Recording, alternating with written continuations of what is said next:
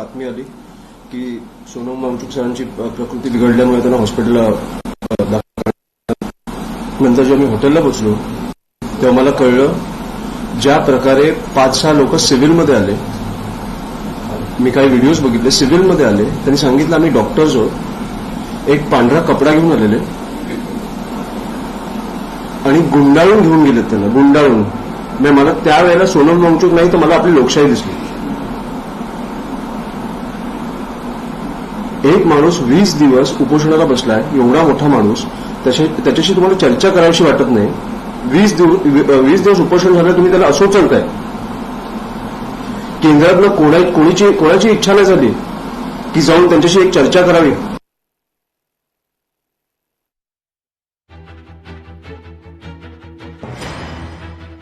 परिषद देशात लोकशाही उरली आहे की निव्वळ दडपशाही? ते झाल्यानंतर मी अभिजितला तिकडे भेटलो. मी त्याला विचारलं सकाळपासून काय झालं. मी त्यांच्याकडे माहिती घेतली आणि मी सोनम वांगचुक सरांची तब्येत विचारली, काय परिस्थिती काय तिकडे. आणि मी तेव्हा निघालो. कालचा जो दिवस होता, मी त्या दिवशी पण बोललो की आपल्या देशाच्या राजकारणातला सगळ्यात काळा दिवस आहे, डार्केस्ट डे आहे आपला. त्या दिवशी पण बोललो. मला माहिती आहे तुम्हाला पण कुठेतरी वाटतंय आपल्या डोक्यात की हे आपलं लोकशाही कुठेतरी आपली हलते आहे, ह्या लोकांना सत्तेचा माज डोक्यात गेलाय. आणि असा माज काय हे मला कळत नाहीये. कारण शेवटी 29ला आमच्या हातात असणार आहे तुम्हाला बसवायची तिकडे ताकद की नसणार आहे. ज्या लोकांनी तुम्हाला तिकडे बसवलंय त्यांची तुम्ही ही परिस्थिती केली आहे. काल मी सगळं संपूर्णपणे बघितलं. तुम्ही टिअर गॅस फेकताय लोकांवर, तुम्ही लाठीचार्ज करताय. मी दिल्लीचा एक व्हिडिओ बघितला. दिल्लीच्या एका काठीमध्ये तुम्ही खिळे घुसवले होते पोलिसांनी. मला माहित नाही तुमच्याकडे आले की नाही. तर खिळे घुसवले होते आणि त्याच्याने मारत होते लोकांना. हे आतंकवादी आहेत. नीटच्या पेपर लीकमुळे 20 मुलामुलींनी आत्महत्या केली आहे. त्याच्यासाठी हे सगळं चालू आहे. त्याला तुम्ही खिळे घुसवून लोकांना मारताय.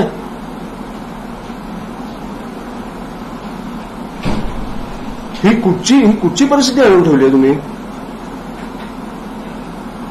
मुलींवर पोलीस हात उचलतायत, काठ्या उचलतायत. तुम्ही भाजपचे पोलीस आहात की तुम्ही राज्याचे पोलीस आहात.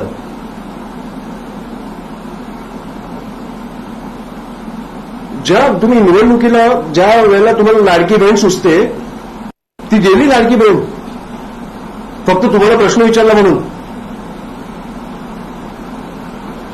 ही कुठची परिस्थिती आणली आपण. हे काय मला बघून भीती वाटली, राग वाटलं. मला काय मला बोलायचं कळत नाही. म्हणताय की या आंदोलनाला कोणताही फेस नाहीये, त्याच्यामुळे कोण बोललं.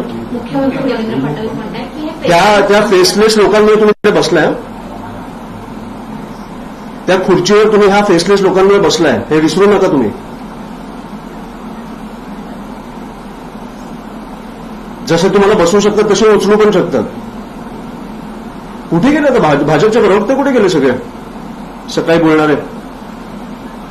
ह्या विषयावर बोलायचं नाही वाटत ना. नीच राक्षसी प्रकारचं राजकारण चालू आहे. खूप भीषण चालू आहे हे आपलं. तुम्हाला माहिती आहे.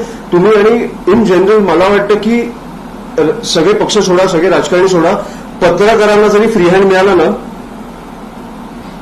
तुमच्या डोक्यातल्या गोष्टी दाखवायला, तुम्हाला जे पाहिजे ते दाखवायला, तरी तुम्ही त्याला घरी बसवा.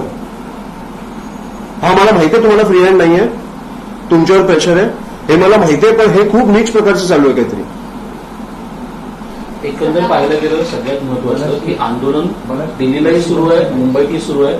पण जिकडे आंदोलन करायला गेलं तिथंच लोकांना उचललं जात आहे. तर आंदोलन आपण सर्वसामान्य दिल्ली सगळं मी तुम्हाला विकृती सांगितली. मुलींचे कपडे फाडले, काठ्यांमध्ये खिळे ठोकून लोकांना मारले, टिअर गॅस फेकलाय. आणि हे पार्लमेंटच्या बाहेर जिकडे पंतप्रधान आत होते. मुंबईचं मला फक्त एवढंच बोलायचं, महाराष्ट्राचं एवढंच बोलायचं की पोलिसांनी कुठेतरी सहानुभूती दाखवावी. तुमच्यावर प्रेशर आहे मला माहिती आहे. पण तुम्ही जेव्हा आंदोलनस्थळी जाता तुम्हाला कळलं पाहिजे की तो आतंकवादी नाहीये. हा एका विषयासाठी भांडतोय, त्याला त्याच्याशी कसं वागलं पाहिजे, की कसं काय काय केलं पाहिजे. तुम्ही स्टुडंट्सना घाबरवताय. मी सरप्राईज्ड आहे, ज्या सरकारला लोकांनी एवढ्या प्रेमाने बसवलं, एवढं बहुमत दिलं, ते सरकार आज लोकांशी असं वागतंय.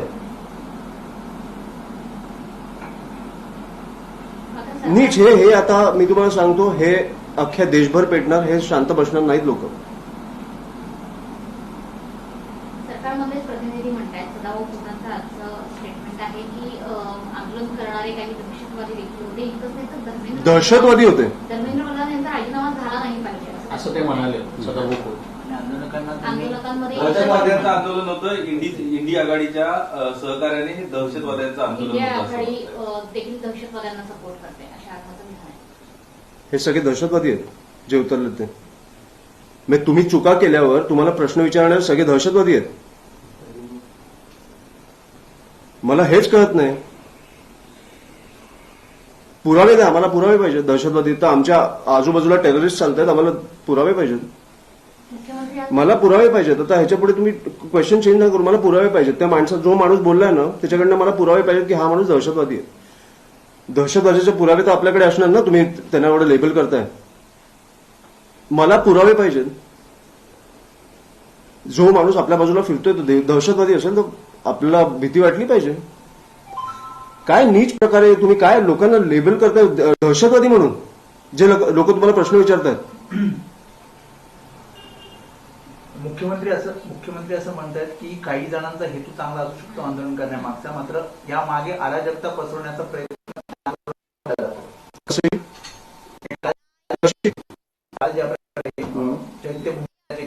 काय सायलेंट प्रोटेस्ट होता. मी बघितलं ते सगळं शांततेत.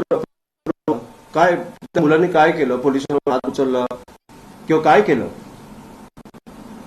मला वाटतं पोलिसांनी पण काळजी घेतली पाहिजे थोडी या मुलांची. 20 गेली आहेत, त्याच्यासाठी हा अख्खा प्रश्न उभा राहिलाय. आणि आज हा नाही राहिला आणि ह्या माणसांनी राजीनामा नाही दिला, अशाच निर्लज्जपणे सगळं कारभार चालू राहणार. एक एक्झाम्पल आपण सेट केलं पाहिजे. आणि मी खरंच सांगतो, भाजप जे करतंय आज त्यांनी हे भोगायला पण तेच असणार, कारण कधीतरी ते विरोधी पक्षात असणार. खूप चुकीचा पायंडा पाडलाय. सध्या 11 वर्षात आपण जर बघितलं तर मोठाली अनेक आंदोलन झाली. दिल्लीच्या सर्व दिल्लीच्या वेशीवरती शेतकऱ्यांना रोखलं गेलं, त्यांच्यावर देखील जी कालची परिस्थिती होती आम्ही ती बघितली. कारण तीच परिस्थिती त्यावेळी देखील शेतकऱ्यांच्या बाबतीत होती. नेमकं हे सगळं होत असताना यांना निवडून तरी देतं कोण आणि येत्या काळात मतदारांना काय आवाहन करावं? नाही, येत्या काळात आता मला 3 वर्षात काय परिस्थिती असेल मला माहित नाही. हे काहीतरी क्रिएट करतील. पण माझं फक्त एवढंच म्हणणं आहे की भरकटू नका. हे विषय लक्षात ठेवा. ते 4 वर्ष तुमची मारतात आणि 1 वर्ष तुमच्या प्रेमात असतात. खरे दहशतवादी ही सरकार आहे. आणि हे आता देशभर पेटणार, एवढंच मी तुम्हाला सांगतो. धन्यवाद. दिवस देशाच्या राजकारणातला काळा दिवस अशा शब्दात अमित ठाकरे यांनी सरकारवर हल्लाबोल केलाय. वांगचूक यांना नाही तर लोकशाहीला सरकारनं गुंडाळलंय अशी टीका देखील ठाकरेंनी केली आहे. नुसती दडपशाही सुरू आहे का असा सवाल देखील अमित ठाकरे यांनी सरकारला विचारलाय.